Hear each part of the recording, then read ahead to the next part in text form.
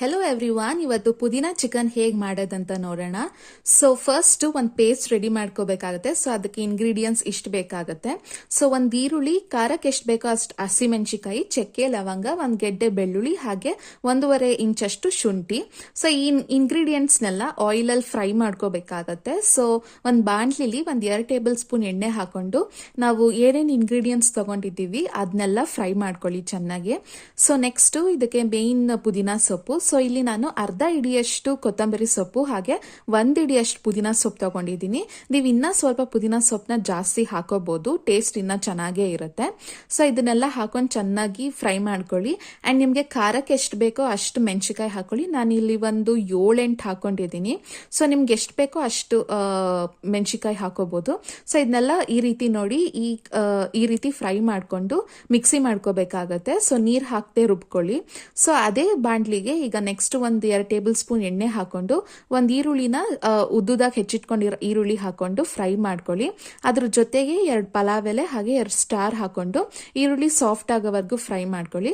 Next ಇದಕ್ಕೆ ನಾನು ಇಲ್ಲಿ ಒಂದು ಅರ್ಧ ಕೆಜಿಗಿಂತ ಸ್ವಲ್ಪ ಜಾಸ್ತಿ ಚಿಕನ್ ತಗೊಂಡಿದ್ದೀನಿ. ಅದನ್ನ ಅರ್ಶನದಲ್ಲಿ ವಾಶ್ ಮಾಡ್ಕೊಂಡು ಇದಕ್ಕೆ ಹಾಕೋತಿದ್ದೀನಿ. ಸೊ ಇದಕ್ಕೆ ಹಾಕೊಂಡು ಇದನ್ನ ಚೆನ್ನಾಗಿ ಫ್ರೈ ಮಾಡ್ಕೋಬೇಕಾಗತ್ತೆ. ಸೊ ಇದಕ್ಕೆ ಈಗ 1 ಟೊಮೆಟೊನ ನಾನು ಉದ್ದುದ್ದಾಗಿ ಸ್ಲೈಸ್ ಮಾಡಿ ಇಟ್ಕೊಂಡಿದ್ದೀನಿ. ಸೊ ಅದನ್ನ ಹಾಕೋತಿದ್ದೀನಿ. ಸೊ ಇದನ್ನೆಲ್ಲ ಈಗ ಚೆನ್ನಾಗಿ ಫ್ರೈ ಮಾಡ್ಕೋಬೇಕಾಗತ್ತೆ. ಸೊ ಇದ್ರ ಜೊತೆಗೆ ಈಗ ನಿಮ್ಗೆ ರುಚಿಗೆ ಎಷ್ಟು ಬೇಕೋ ಅಷ್ಟು ಉಪ್ಪು ಹಾಕೊಳ್ಳಿ. ಸೊ ಉಪ್ಪು ಹಾಕೊಂಡ ಮೇಲೆ ಚಿಕನ್ನ ಚೆನ್ನಾಗಿ ಬೇಯಿಸ್ಕೋಬೇಕಾಗತ್ತೆ. ಅಂದ್ರೆ ಚಿಕನ್ ಎಲ್ಲ ನೀರು ಬಿಟ್ಕೊಳ್ಳುತ್ತೆ, ಆ ಸ್ಟೇಜ್ ವರ್ಗೂ ಬೇಯಿಸ್ಕೋಬೇಕಾಗತ್ತೆ. ಸೊ ಏನ್ ಮಾಡಿ ಅಂದ್ರೆ ಒಂದು ಲಿಡ್ ಕ್ಲೋಸ್ ಮಾಡಿ ಒಂದು 10 to 15 ಮಿನಿಟ್ಸ್, ಒಂದು 15 ನಿಮಿಷ ಚೆನ್ನಾಗಿ ಬೇಯಾಗಿ ಬಿಟ್ಬಿಡಿ.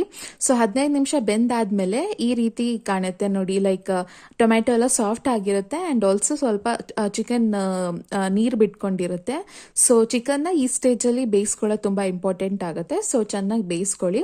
ಸೊ ಇದಾದ ನಂತರ ನಾವೇನ್ ರುಬ್ಬಿಟ್ಕೊಂಡಿರ್ತೀವಲ್ವಾ ಪೇಸ್ಟ್ನ, ಆ ಹಸಿ ಪೇಸ್ಟ್ನ ಹಾಕೊಂಡು ಈಗ ಚಿಕನ್ ಜೊತೆಗೆ ಹಸಿ ಪೇಸ್ಟ್ನ ಚೆನ್ನಾಗಿ ಬೇಯಿಸ್ಕೋಬೇಕಾಗತ್ತೆ. ಸೊ ಇದಕ್ಕೆ ನಿಮ್ಗೆ ಕನ್ಸಿಸ್ಟೆನ್ಸಿ ಎಷ್ಟು ಬೇಕೋ ಅಷ್ಟು ನೀರು ಹಾಕೊಳ್ಳಿ. ನಿಮ್ಗೆ ಅನ್ನದ ಜೊತೆ ತಿನ್ನಕ್ಕೆ ಅಥವಾ ಚಪಾತಿ ಪೂರಿ ಜೊತೆ ತಿನ್ನಕ್ಕೆ ಯಾವ ಕಾಂಬಿನೇಷನ್ಗೆ ನಿಮ್ಗೆ ಕನ್ಸಿಸ್ಟೆನ್ಸಿ ಇಷ್ಟ ಆಗುತ್ತೆ, ಸೊ ಆ ಕನ್ಸಿಸ್ಟೆನ್ಸಿ ಪ್ರಕಾರ ನಿಮ್ಗೆ ಎಷ್ಟು ಬೇಕೋ ಅಷ್ಟು ನೀರು ಹಾಕೊಳ್ಳಿ.